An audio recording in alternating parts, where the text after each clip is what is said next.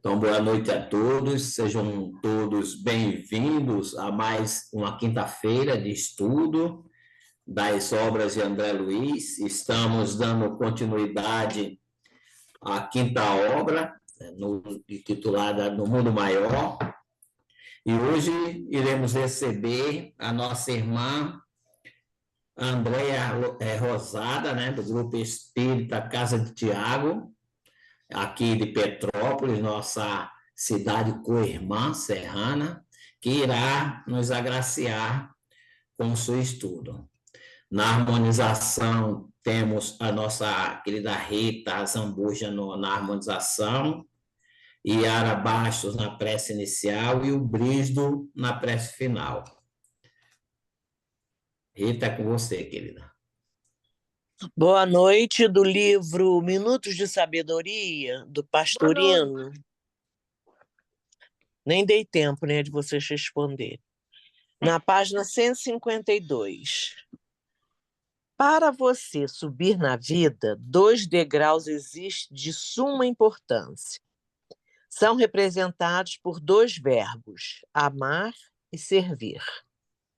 Jamais desanime na escalada dos valores da alma e procure, em todas as circunstâncias, amar e servir a todos e a tudo, para ajudar ao máximo o progresso do planeta que o recebe tão generosamente, auxiliando-lhe a evolução.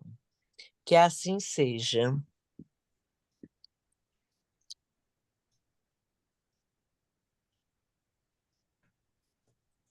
Jesus, Mestre e Senhor, estamos aqui reunidos para mais um estudo do livro No Mundo Maior e pedimos luz para Andréia, que fará o estudo com a gente.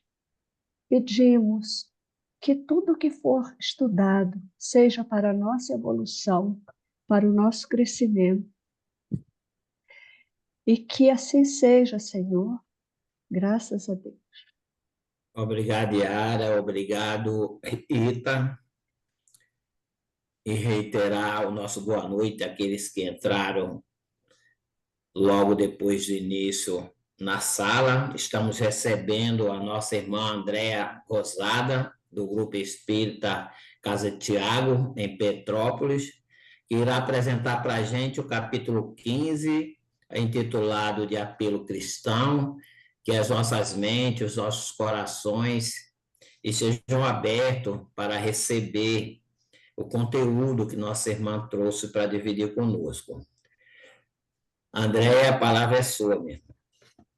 Tá ótimo, gente. Vocês, como é estudo, né? Então, se vocês quiserem interagir aí, tá totalmente franqueada a palavra para todo mundo, até porque eu acho que esse capítulo, né?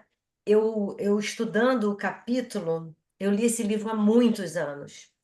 E eu estudando o capítulo, eu falei assim, gente, a gente pode tirar esse capítulo, esquece que esse capítulo está dentro de um livro e divulga essa mensagem, né? Essa palestra, essa orientação do Eusébio, né? Do instrutor Eusébio, e me pareceu, eu não sei se a vocês também, tão atual como quase tudo, né, na doutrina espírita, quase tudo que a gente lê, praticamente tudo que a gente lê, né, a gente está estudando Memórias de um Suicida, mas aí, ano passado a gente estava estudando o livro da Gênese. Eu falei assim, gente, Kardec escreveu isso aqui ontem, os espíritos responderam ontem. Tudo bem que a gente sabe que para o espírito imortal, né, esse lapso temporal aí da doutrina espírita, né, da chegada da doutrina espírita codificada por Allan Kardec para nós, é muito, muito curto esse espaço de tempo. Mas quando a gente fala de Jesus, é atemporal. Então, quando o Eusébio, o instrutor Eusébio, está trazendo, né, lembrando, né, a passagem de Jesus, a mensagem do Cristo, nossa, parece que a gente está vivendo isso agora. E esse capítulo especificamente, esse apelo cristão, né, Aí eu fiquei analisando assim, vamos começar pelo título do capítulo, apelo cristão. O que que é um apelo, né? O apelo é aquilo, eu estou apelando, juridicamente falando, o apelo é o recurso, né? O apelo é o recurso de uma sentença. Então, quando a gente apela, a gente está pedindo, né, que seja revisto, né, que aquela decisão seja revista, que aquele pensamento seja revisto, né, seja reanalisado, né, porque talvez, né, tenha sido mal interpretado. Então, esse apelo cristão que o instrutor Eusébio traz para a gente nesse capítulo, ele nos mostra como a gente precisa, assim, resumidamente, como a gente precisa agir cristicamente dentro das nossas exposições de fé, né? E no caso, nós espíritas, que somos espíritas cristãos, principalmente. Mas eu vou um pouquinho além, porque analisando o capítulo, eu fui percebendo, e a gente sabe disso, que ser cristão, ou melhor, seguir, né, a orientação, a mensagem, o exemplo, principalmente de Jesus, não significa ser um religioso, estar vinculado a uma religião. Não necessariamente precisamos estar vinculados a uma religião. Vamos pegar aqui a doutrina espírita. O que que a doutrina espírita é? A doutrina espírita é filosofia, o tripé em que se baseia a doutrina espírita. Filosofia, ciência e religião. Né? Kardec trouxe isso para a gente. É uma filosofia. Aonde que o espiritismo é uma filosofia? Ela é uma filosofia no sentido de analisarmos, de refletirmos o porquê da vida, da dor, da existência, da onde a gente vem, para onde a gente vai, por que que a gente está aqui, o que que a gente está fazendo aqui, né? Como eu devo seguir a minha vida? Ela é uma ciência porque ela é baseada no método científico aplicado por Kardec, que Kardec nos orienta a analisarmos, a estarmos sempre para e passo. O espiritismo tem que estar para e passo com a ciência, né? Ele diz para nós, se algum postulado científico derrubar algo trazido pelos espíritos, pela doutrina dos espíritos, fiquemos com a ciência. E ela é religião na essência do religare, na essência da espiritualidade, na essência da vivência espiritual.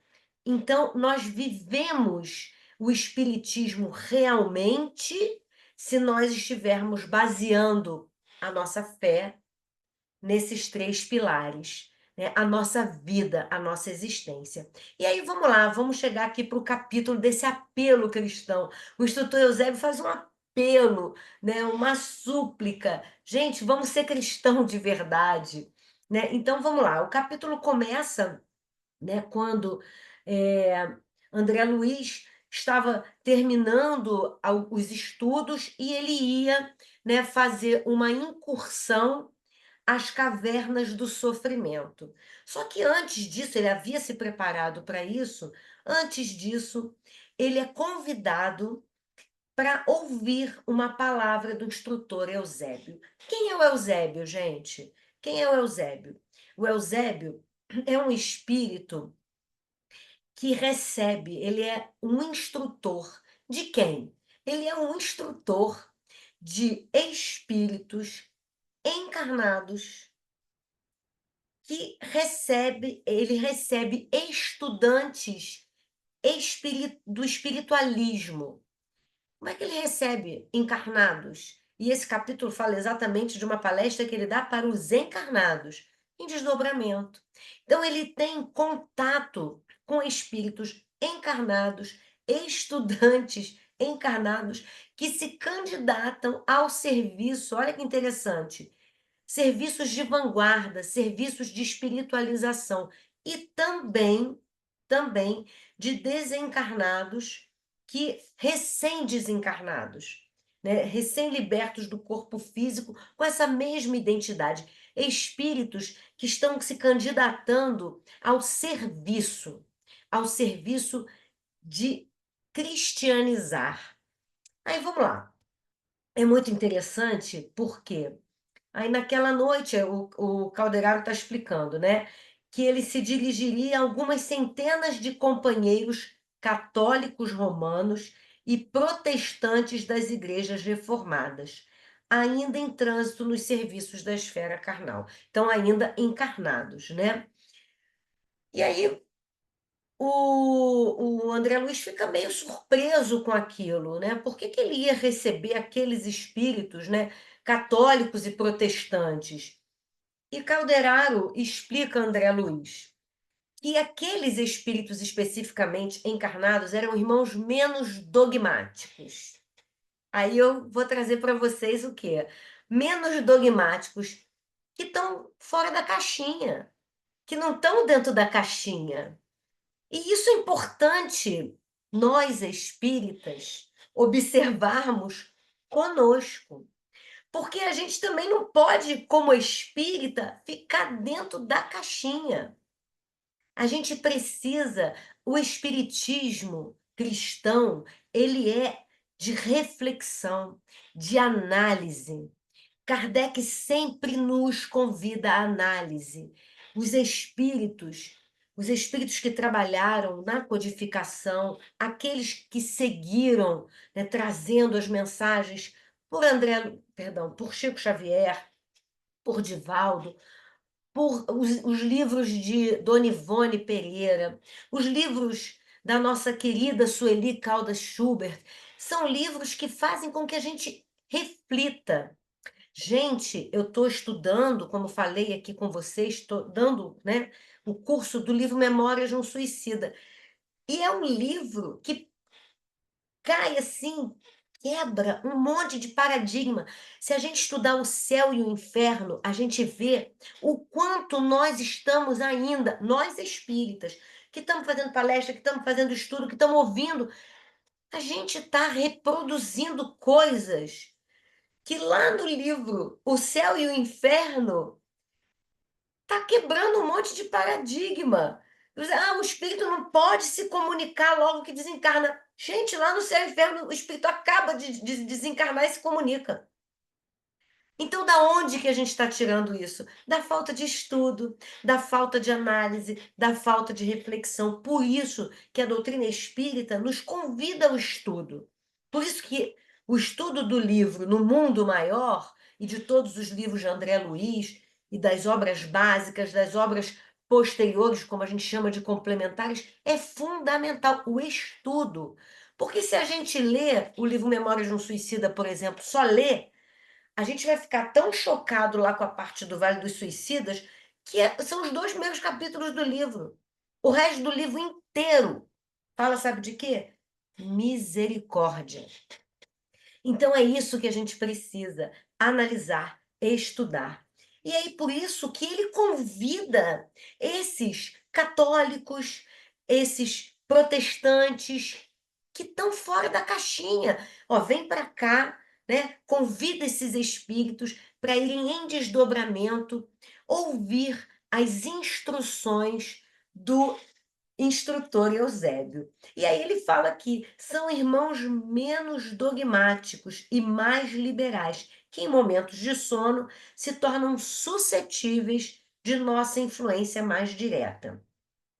Pelas virtudes de que são portadores, tornam-se dignos das diretrizes dos planos mais altos. Mas só esses espíritos, gente, eu lembrei de uma passagem, se eu não me engano, está no livro Alvorada Cristã, quando a esposa eu acho que a cunhada de Pedro, ou esposa, algum familiar lá de Pedro, que era a pastora de cabras, eu não sei se vocês lembram dessa história, né, contada nesse livro, que ela tá Jesus, né, ali naquele culto do evangelho no lar, na casa de Pedro, né, falando sobre a boa nova, né, daquele reino que ele prometia, né, falando as maravilhas, né, de como deveriam se portar e tal, não sei o quê. Ela chega para Jesus e pergunta: Mas, mestre, como abandonar a crença antiga? Como nos desfazer, né, daqueles dogmas? Aí Jesus fala assim para ela: quando você vai recolher o leite das suas cabras, o que você faz antes? Aí ela fala: bom, eu pego os vasilhames do leite, que eu recolho o leite, lavo para retirar todo o leite que eu colhi no dia anterior, que ficou aquela sobra ali, para que quando eu colocar o leite novo, ele não seja contaminado, ele não receba nenhum detrito e possa azedar o leite novo. E aí Jesus fala para ela: assim é o conhecimento. Nós precisamos limpar a nossa mente para receber o conhecimento novo. Então, quando a gente traz uma ideia pré-concebida e a gente fala que aí a gente fica dentro da caixinha, a gente não consegue absorver. É a mesma coisa que falar para alguém que não quer ouvir na hora de uma discussão, por exemplo. Alguém escuta a outra pessoa quando você está gritando, até às vezes você não pode não estar gritando verbalmente, mas você está gritando mentalmente. Você não consegue ouvir nada. Então é isso, esses espíritos, eles não eram especiais, mas eles estavam mais abertos, eles estavam mais suscetíveis a receber essa influência positiva, né, para poder passar a uma experiência também mais positiva. E aí ele continua, né? Deixa eu ver, Calderaro continuou falando. A proteção divina desconhece privilégios. A proteção divina é para todos. E aí ele diz: onde houver colaboração digna do homem, aí se acha o amparo de Deus. Não é a confissão religiosa que nos interessa em sentido fundamental, senão a revelação de fé viva, a atitude positiva da alma na jornada de elevação. Independe de religião. Independe, não é a religião que você segue. Não é porque ali ele estava falando para católicos e protestantes. Será que tinham espíritas ali? Será que existiam alguns espíritas ali? Será que eu falo muito, gente, às vezes quem já me ouviu falando, fala que sabe que eu puxo muito pra gente, porque a gente falar do outro é fácil, mas a gente puxar a carapuça para nossa cabeça é mais difícil. Então é muito importante que a gente puxe isso para a gente também. Será que nós espíritas não estamos nos achando, né, os reis da cocada? Será que nós não estamos nos achando o povo escolhido? Porque, né, tinha o povo escolhido de Israel, não é verdade?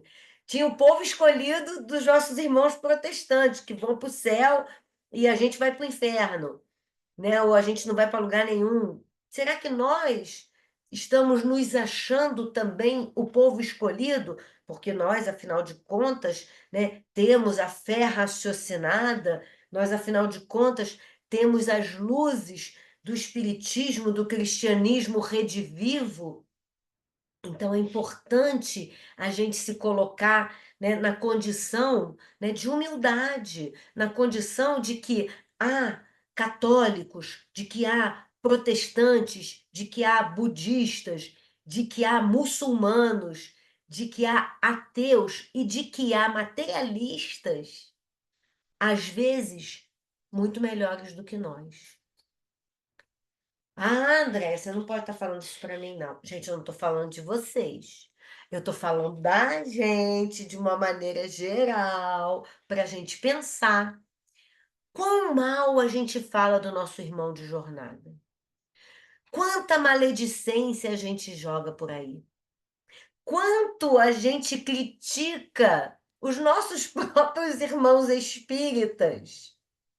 Muitas vezes que a gente acha que estão num caminho equivocado.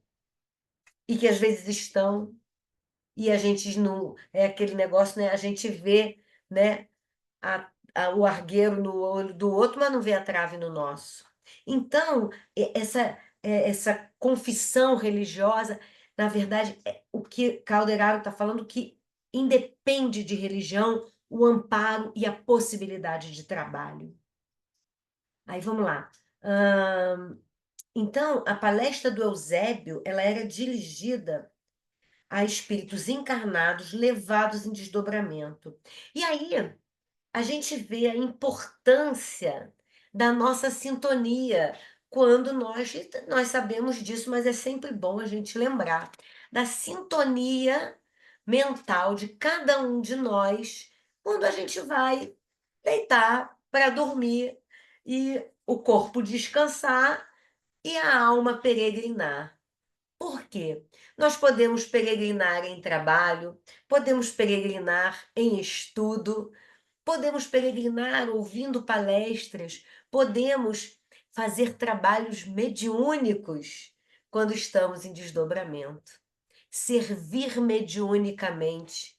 Vários livros temos esses exemplos, em livros de André Luiz também. Então, como é importante aquela prece, né? Aquela precezinha, eu sempre lembro. A gente não precisa fazer prece nenhuma, só fazer a recomendação de Santo Agostinho, que fazia ao deitar-se, que está lá no Livro dos Espíritos. Todo dia, ao se deitar... Ó, a outra está pedindo para chegar, gente. Espera aí. Você quer vir aqui na vovó? Que eu sou vó dela, gente. Espera aí, gente. Que agora é na base do sacrifício, porque ela é muito pesada. Vem, Luna. Vem, filha. Vem cá. Vem. Vem. Vem aqui, gente. Eita! É um bitelo, gente. É um bitelo.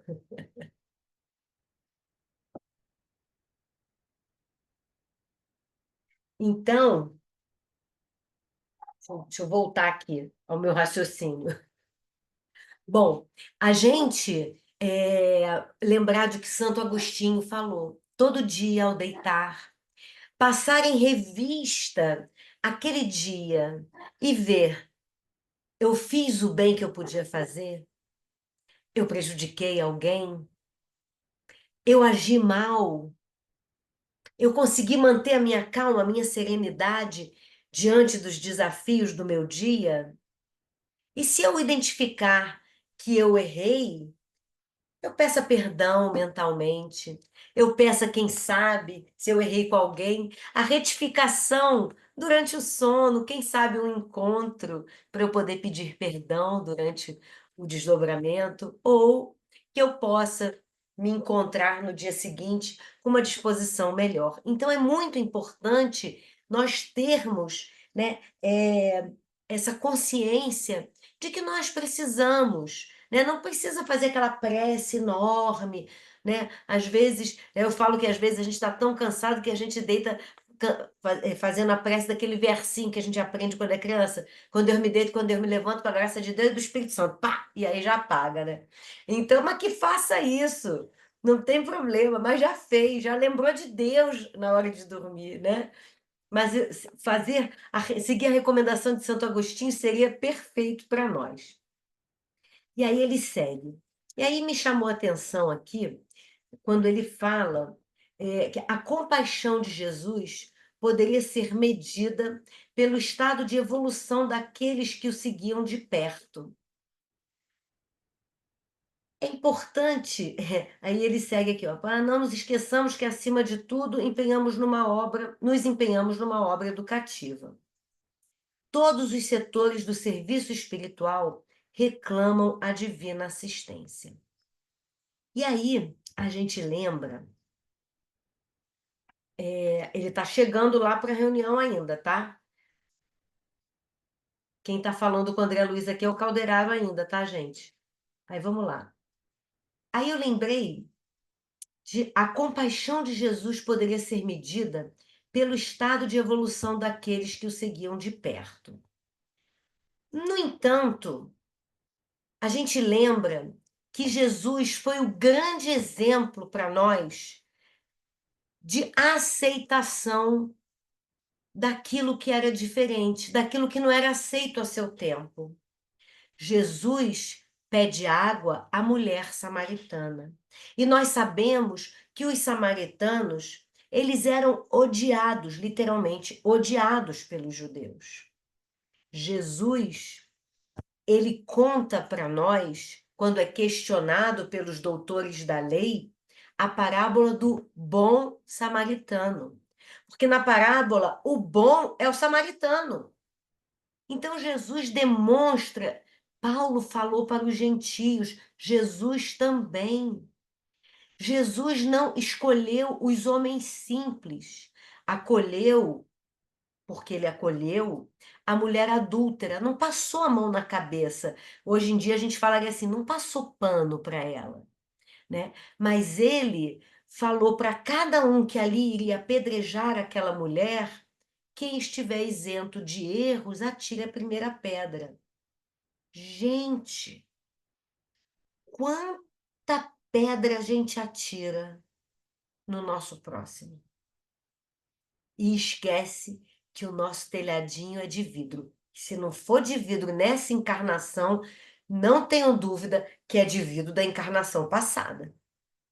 Então, vale a gente refletir, porque o que o instrutor Eusébio está nessa palestra dele, nessas instruções, trazendo é exatamente para que cada um daqueles cristãos fizesse uma reflexão profunda na sua atitude enquanto cristão.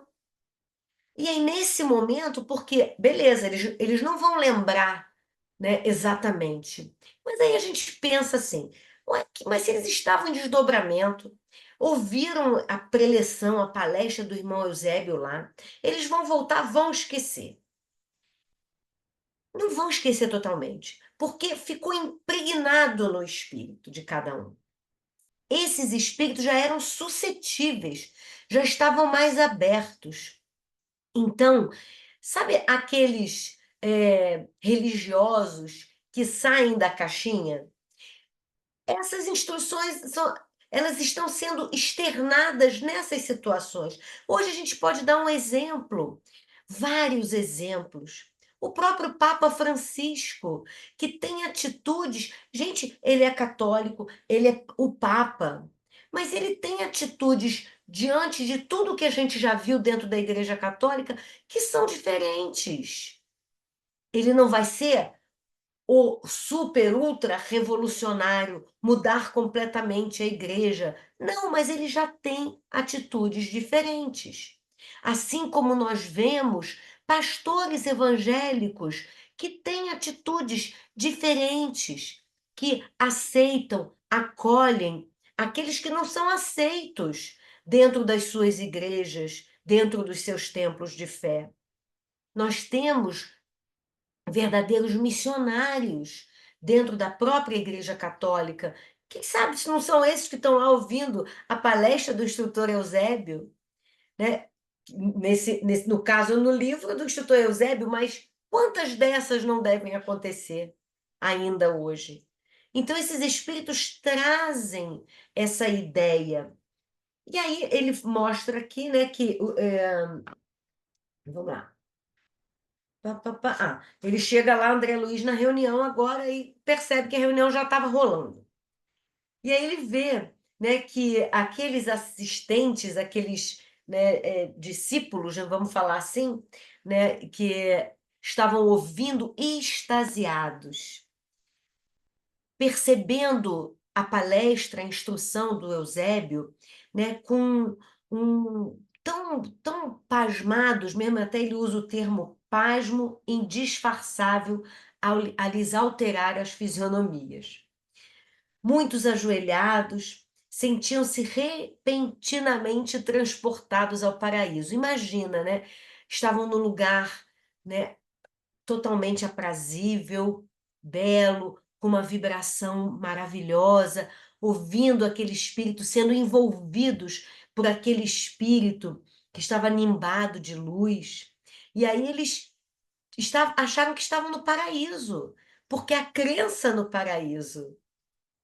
E aí o instrutor continuava, né, a falar. E aí ele fala assim: se o patrimônio da fé religiosa representa o indiscutível fator de equilíbrio mental do mundo, que fazeis de vosso tesouro? Patrimônio e tesouro. O patrimônio da fé religiosa é indiscutivelmente um fator de equilíbrio mental do mundo. Então, teoricamente, aquele que dispõe de uma fé religiosa deve ser o quê? Equilibrado mentalmente e auxiliar o mundo em que vivemos através do seu equilíbrio mental. Então, a fé equilibrada, ela gera o quê? Equilíbrio mental interno e externo. Gandhi disse para a gente: se eu quero viver num mundo de paz, eu primeiro preciso pacificar a mim mesmo. Eu pacificado, eu pacifico o meu lar. E pacificado o meu lar, eu pacifico a minha vizinhança. Pacificada a vizinhança, eu pacifico o meu bairro, eu pacifico a minha cidade, eu pacifico o meu país. Pacificado o meu país, eu posso pacificar o mundo. Mas isso começa dentro de nós. Agora, a fé baseada no extremismo gera o quê? Desequilíbrio. É a fé que é a fé radical, porque ela não é uma fé exatamente. A fechada, a que acha que só a sua salva. Ela promove o quê? Guerra. Gente, alguém pode conceber a ideia de, entre aspas, uma guerra santa? Santo não pode ser guerra, gente. Então, o termo, isso não combina. Fé, guerra, elas são completamente antagônicas. Se existe a guerra e a base dessa guerra, e a Ludmilla levantou a mão, e a base dessa guerra é a fé, essa fé está equivocada, está totalmente direcionada para um lado equivocado. Ludmilla, pode falar. Você está com uma mão levantada aí. Ou não está levantada? Foi por engano. Então Eu tá. acho que ela já abaixou. Ah, então tá. Então eu não vi antes, desculpa. Então, a gente precisa ficar, né, pensar, né, de uma forma muito clara, muito objetiva, que qualquer extremo de fé, ele gera desequilíbrio, porque a fé verdadeira, ela gera uma mente equilibrada, e uma mente equilibrada, ela não vai à guerra de forma alguma.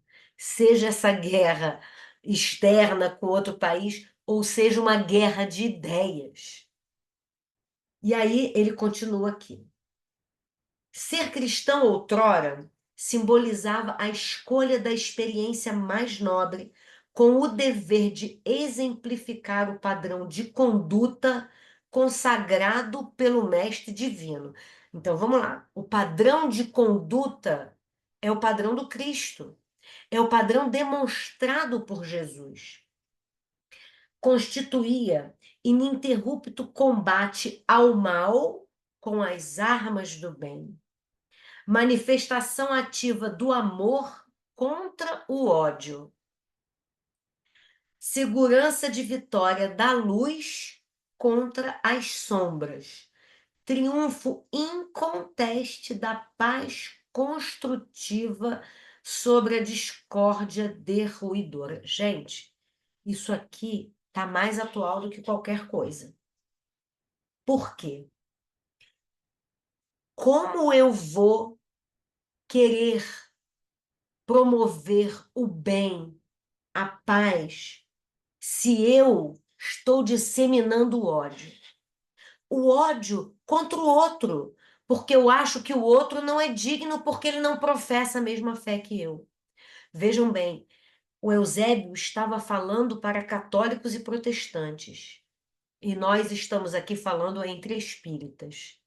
Se eu não aceitar a fé do meu irmão muçulmano, umbandista, candomblessista, Rosa Cruz, judeu, se eu não aceitar, se eu achar que ele está errado, porque a fé de ninguém é errada. Olha só, gente, o homem-bomba lá, o terrorista que é muçulmano e tal, o Talibã,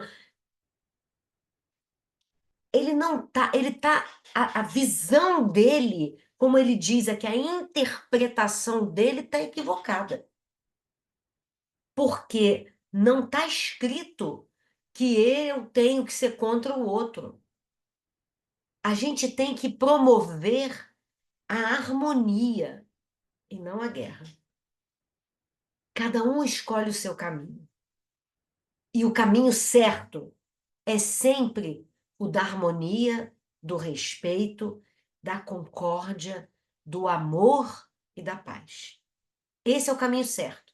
Não importa qual seja o caminho, mas esse é o caminho certo. Porque esse é o caminho do Cristo. Esse é o caminho que Jesus pregou, que Jesus vivenciou. Jesus vivenciou. Jesus não veio dizer, ó, romano, você está errado. Jesus não veio dizer, ó, judeu, você está errado. Jesus não disse que o samaritano estava errado. Não. Ele acolheu a todos. E aí segue ele aqui. A fé, ela não pode disseminar ódio nem dissensão alguma. Aí a gente lembra que os cristãos primitivos, eles não levantaram uma arma. Eles somente entregaram seu sacrifício. E é por isso que Jesus, ele não foi tão aceito, porque eles queriam a libertação, mas a libertação do ponto de vista material, a libertação do jugo romano. E essa libertação era do ponto de vista material apenas. Eles queriam trocar, eles queriam apenas a inversão, queriam deixar de ser o dominado para passar a ser o dominador.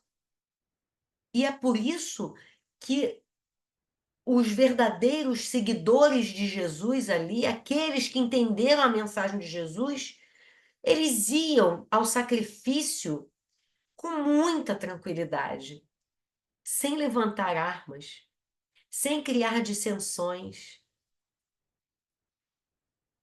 Aí ele está falando sobre o Estado romano, tá dizendo, entremeavam-se em nome do Senhor e ofereciam a própria vida em penhor de gratidão àquele que não trepidava em seguir para a cruz por amor a todos nós. Aí eu lembrei, sabe de quem, gente? De Joana de Cusa. Joana, que foi esposa de um intendente romano e começou a seguir Jesus e foi até Jesus que ela queria trabalhar na obra do Cristo, ela queria servir. E Jesus diz para ela, não, Joana, o seu lugar agora é ao lado do seu marido. E aí ela segue ali fiel. O marido morre, desencarna, e ela fica numa situação muito difícil, até financeira. E quando ela vai, aí ela começa mesmo a viver a experiência, né, da vida seguidora do Cristo, e aí ela é condenada à fogueira, junto com seu filho.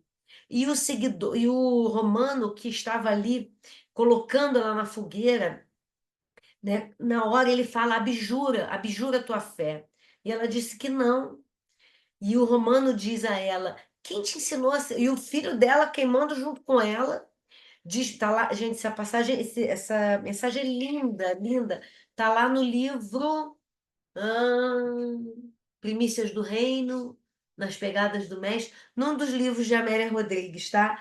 Psicografado por Divaldo Franco. Prometo que depois eu envio aí para o Francisco para ele enviar o capítulo certinho para vocês. E o filho fala, abjura, mãe, que o filho não queria morrer, eu sou teu filho, eu vou morrer. Porque os dois estavam sendo queimados. E o soldado romano diz para ela: quem te ensinou, né, a ser tão covarde?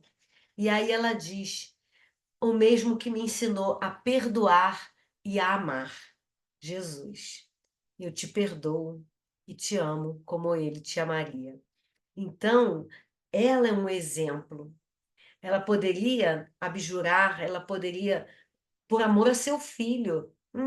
Eu pensei assim, como eu já fiz um estudo sobre Joana de Cruz, eu pensei assim, eu falei assim, gente, pela minha filha, eu abjurava fácil. Eu ia querer minha filha queimadinha? Eu não estou nesse patamar, mas eu abjurava com a maior facilidade do mundo.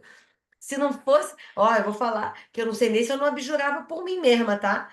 Mas pela filha, com certeza. Hoje eu afirmo, com certeza. Né? E é por isso que eu não estava lá. Eu não estava lá, né, sendo queimada viva. Né? Eu não estava lá sendo devorada pelas feras. Possivelmente eu estava lá batendo palma, assistindo aquilo. E é por isso que a gente está aqui aprendendo, tentando aprender. E não só aprender, a vivenciar. Porque a fé, essa fé, é uma fé que a gente precisa vivenciar. A fé é uma experiência, é uma experiência. Não é para o livro, é para a gente experimentar. Essa é a verdadeira fé. É o verdadeiro, né, valor da fé cristã e não apenas estar no livro. É sair das páginas do livro. E aí, vamos lá. Aí ele fala, sabiam perder vantagens transitórias para conquistar os imperecíveis tesouros celestiais. Sacrificavam-se uns pelos outros na viva demonstração do devotamento fraternal. Guerreavam os desequilíbrios de sua época e de seus contemporâneos, não a golpes de maldição, nem a fio de espada, mas pela prática da renunciação, submetendo-se a disciplinas cruéis e revelando nas palavras, nos pensamentos e nos atos a mensagem sublime do Mestre que lhes renovaram os corações. E aí a gente lembra, né, da palavra que tem força, da palavra que traduz muito daquilo que nós somos. E aí a gente lembra de hoje em dia, como a gente usa as palavras, como a gente é impregnado de guerra, de dor, como nós somos ainda impregnados disso. E eu vou dar um exemplo para vocês. Primeiro eu vou trazer a mensagem, na verdade, né, do nosso querido Mahatma Gandhi, que fez um movimento de libertação do seu povo totalmente baseado na paz. Um movimento pacífico. Gandhi baseou o movimento de libertação da Índia no ahimsa, na não violência. A não violência, porque Gandhi não lutou pela paz. Gandhi fez um movimento em favor da paz. É um pouquinho diferente. O movimento que Gandhi trouxe da não violência, porque nós podemos, né, lutar pela paz, mas lutar pela paz significa talvez levantarmos não armas físicas, materiais, mas as armas da voz alterada. Nós precisamos mudar, inclusive, as palavras que nós usamos. Hoje em dia se fala muito em comunicação não violenta, CNV, comunicação não violenta. E aí vamos dar uns exemplinhos aqui de como a gente usa palavras no nosso dia a dia, mesmo sem querer falar algo pesado, algo mal, mas nós utilizamos muitas palavras que são palavras derivadas de violência, palavras violências. Eu mato um leão a cada dia, né? Como é que está seu dia hoje? Uma luta, mais um dia de luta. né? Eu vou guerrear pela paz. Isso tudo demonstra, assim, eu mato um leão a cada dia, coitado do leão, tá lá sofrendo para não ser extinto, para poder caçar nesse mundo que está tão com menos possibilidades, né, desses reinos da natureza tão atacados por nós, né? Ah, como é que você tá? Assim, aí vamos lá, né? Como é que a gente fala assim? A gente, vou chutar o pau da barraca, vou chutar, né? A gente está sempre falando palavras que demonstram violência. A gente precisa mudar isso. Usar palavras mais suaves. Né? Em vez de a gente falar, vou lá, vou levantar para a luta diária. Não, eu vou levantar para o esforço diário. Eu vou viver, né? Eu vou viver um dia de cada vez, não a luta de cada vez. E são tantas palavras que a gente usa assim, que demonstram a violência que reside dentro de nós. Ainda reside dentro de nós. Ah, como é que tá esse negócio? Ah, uma batalha só, né? Ai, gente, olha como a gente diz assim, gente, tá um calor dos infernos, que a gente já bota o inferno aqui. Gente, o inferno às vezes é frio, depende da consciência de cada um. Tem gente que no lugar frio acha que tá no inferno, porque o frio é um desespero, né? E tem gente que acha que tá no calor é um paraíso, porque eu adoro o calorzinho, olha a diferença, né? Então a gente precisa cuidar do nosso próprio vocabulário, porque as palavras têm força. As palavras têm muita força. E com essa força que as palavras têm, a gente precisa tomar cuidado para não levar isso adiante. E aí continua Eusébio. Onde colocastes a fé viva que os vossos patriarcas adquiriram a preço de sangue e de lágrimas? E ele fala dos nossos patriarcas porque são os nossos, né, os nossos ascendentes. São aqueles, ele fala como o cristão, aqueles cristãos que estavam lá, né, sendo devorados pelas feras.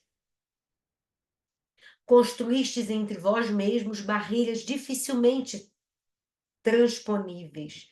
Intoxica-vos o dogmatismo, corrompe-nos. Peraí, vai, desce, Luna. Corrompe-vos a secessão. A secessão é a separação. Estreitas interpretações do plano divino que vos obscurecem os horizontes mentais. Então a gente estreita isso.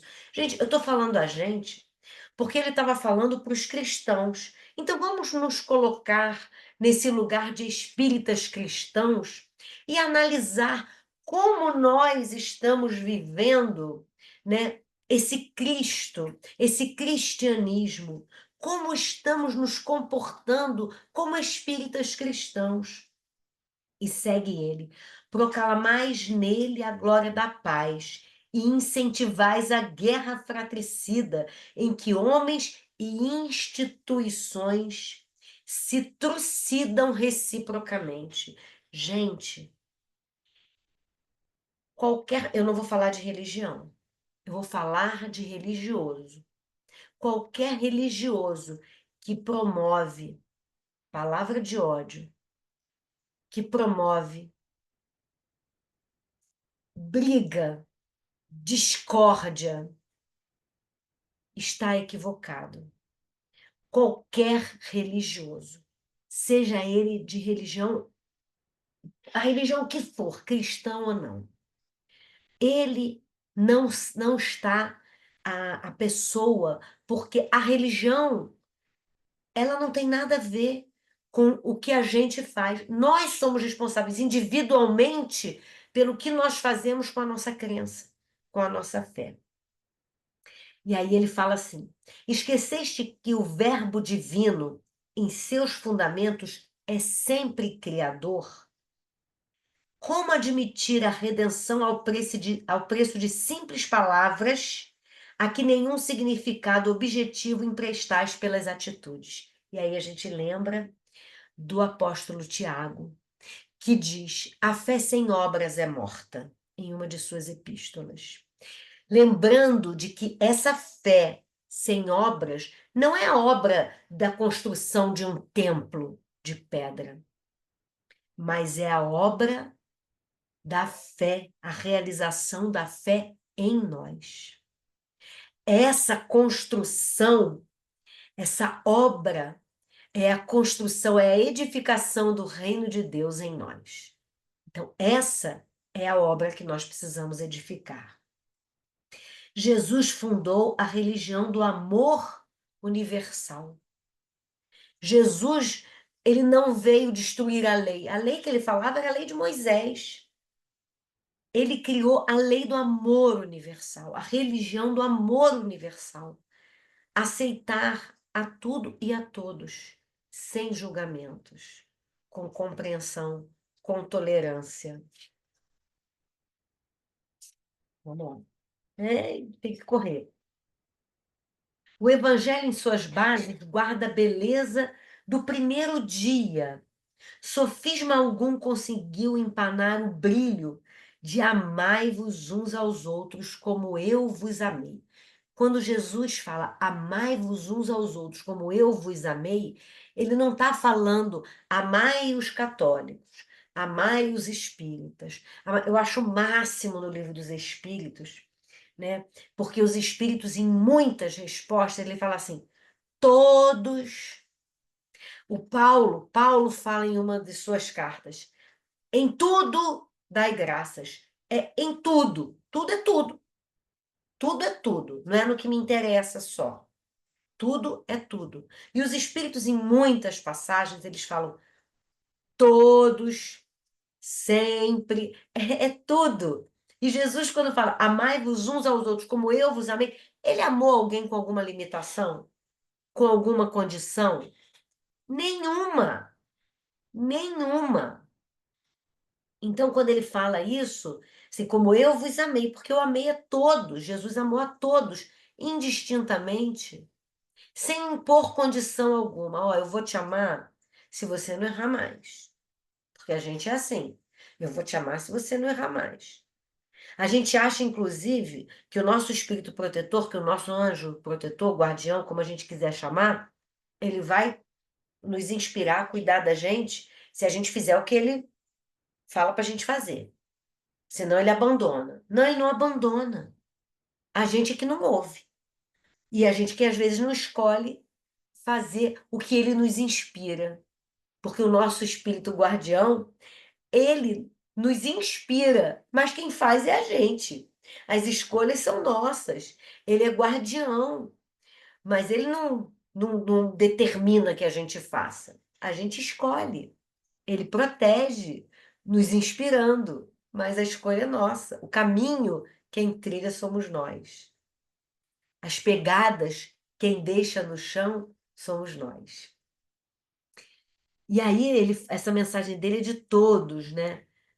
Aí ele fala assim, infrutífera seria a divina missão do Mestre se a boa nova permanecesse circunscrita às trincheiras sectárias, onde presunçosamente vos refugiais com o objetivo de inflamar a execranda fogueira das hostilidades simuladamente cordiais.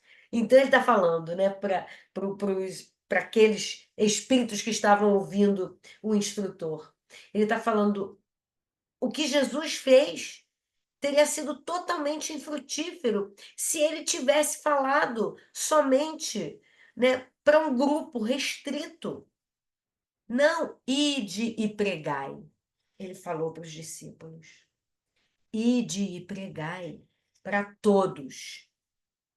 Jesus, por isso, não confinou seus ensinamentos ao círculo estreito dos templos de pedra. Jesus não falou nas sinagogas só, nos templos. Jesus falou no altar da natureza, na casa das pessoas. Não impôs aos seus seguidores normas rígidas de ação. Pedia-lhes amor e entendimento, fé sincera e bom ânimo para os serviços edificantes. Olha que interessante aqui. Ele falou, mas e sábado? Sábado. Ele diz, o sábado foi feito para o homem foi feito para o sábado. Se a tua rei, se teu filho cair lá na vala, no buraco, no sábado, você não vai salvar? Então ele mostrou que essas regras, elas podem existir, mas elas têm que ser refletidas. Como invocar-lhe o nome para justificar os desvarios da separação por motivos de fé? É muito bom isso aqui, gente. Olha só. O que se pede ao vosso espírito de crença é o aproveitamento das bênçãos celestiais esparzidas sobre vós em caudalosas correntes de luz. Não limiteis, portanto, a demonstração da confiança no Altíssimo aos cerimoniais do culto externo. E aí eu vou puxar para a gente. Ai, eu sei que a gente está acabando, mas eu vou puxar um pouquinho para a gente aqui. O que a gente faz nas nossas casas espíritas, nas palestras, né, nos seminários, nos atendimentos, não pode ficar circunscrito ao centro espírita. Porque a gente tem que viver aquilo que a gente ouve, reflete lá na casa espírita, né, aqui no estudo, a gente tem que viver isso fora. Porque não é para ficar no púlpito da casa espírita. Não é para ficar, né, na conversa do atendimento fraterno. Não é para ficar na reunião mediúnica circunscrito, né? Certo dia a gente recebeu uma instrução dizendo que a gente, na reunião mediúnica, né? Que tudo o que a gente ouve numa reunião mediúnica, os espíritos sofredores, né, as suas lamentações, se a gente não pegar aquilo e colocar na nossa vida, não está servindo de nada participar de uma reunião mediúnica. Porque aquilo é só para a gente não reproduzir aquilo. Os espíritos falaram, olha, tudo bem, vocês estão aqui, estão ajudando o espírito, tá ótimo. Mas está vendo esse exemplo aí?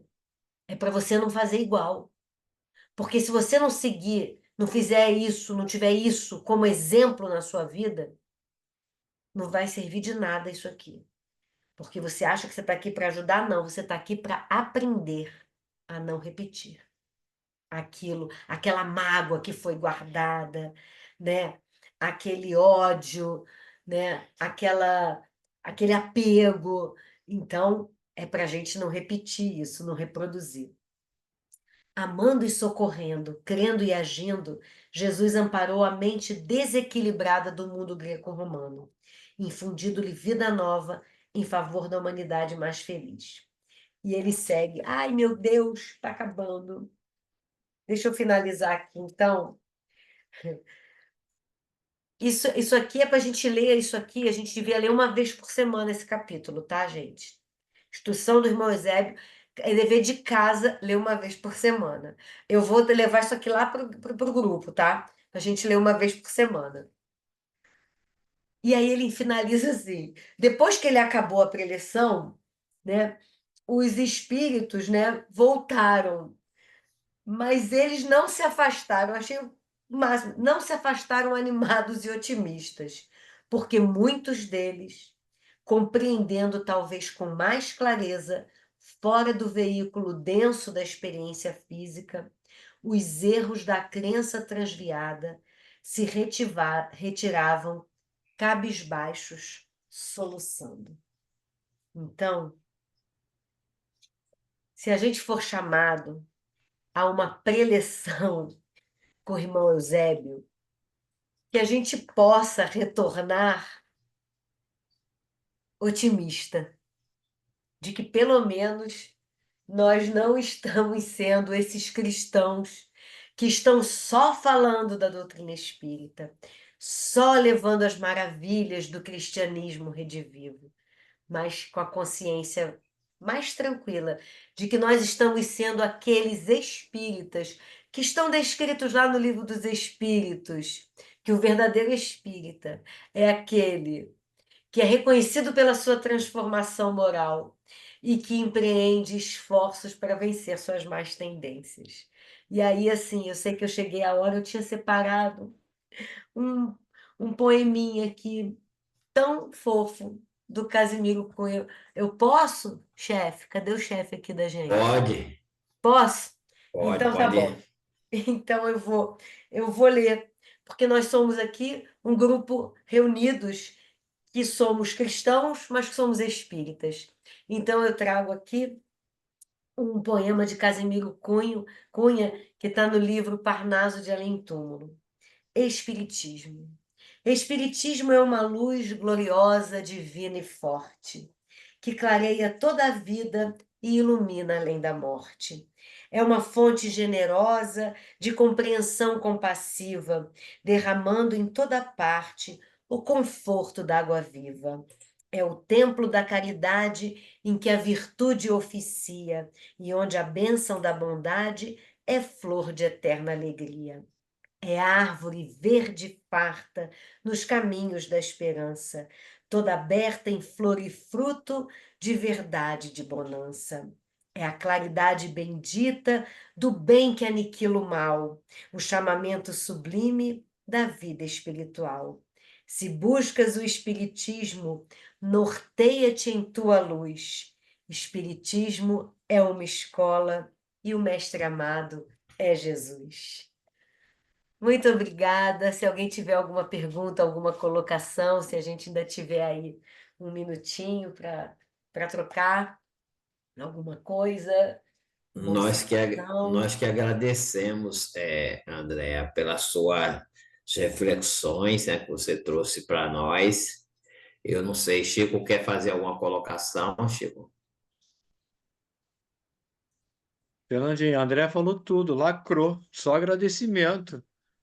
Muito Isso. obrigado. Nossa Senhora, olha que aqui veio te ouvir, olha. Ah, deixa eu ver. Ah, meu Deus do céu, que coisa linda, gente. Eu adoro.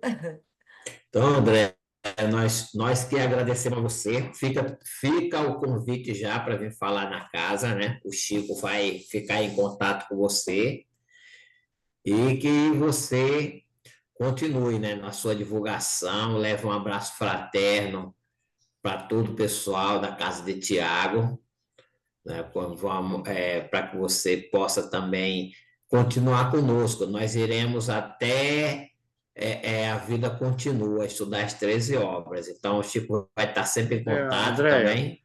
posso disparar aí o estudo da libertação para você escolher um capítulo? Pode sim, pode sim. Fala, Eu vou te André. enviar. Tá, joia. Então, vou convidar o querido Brígido para fazer a prece final. Senhor Jesus, Mestre divino, amado Mestre, só temos te agradecer, Senhor.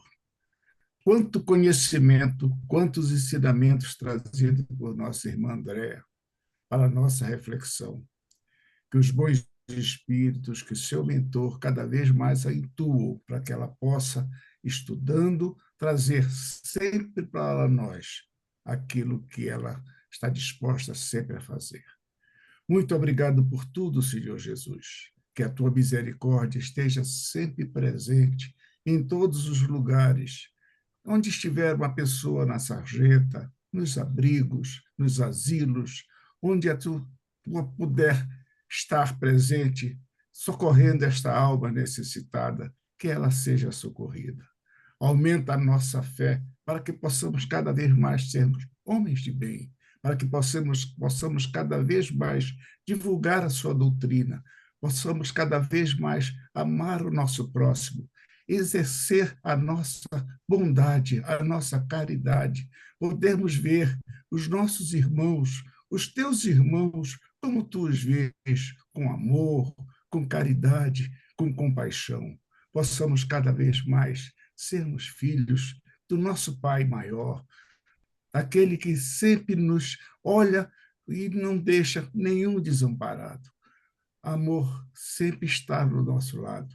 Pai, esteja presente conosco. Abençoa, Senhor Deus, nosso Pai. Abençoa, Senhor Jesus, a todos aqueles que estão aqui presentes e os que estão em nossos pensamentos. Nos dá uma noite tranquila, uma noite de paz, para que possamos, no amanhã, estarmos presentes, vivenciando esta tua doutrina maravilhosa, esta tua doutrina que nos faz um bom cristão. Muito obrigado por tudo, esteja conosco sempre. Que assim seja, graças a Deus. Graças a Deus. Obrigado, Brígido.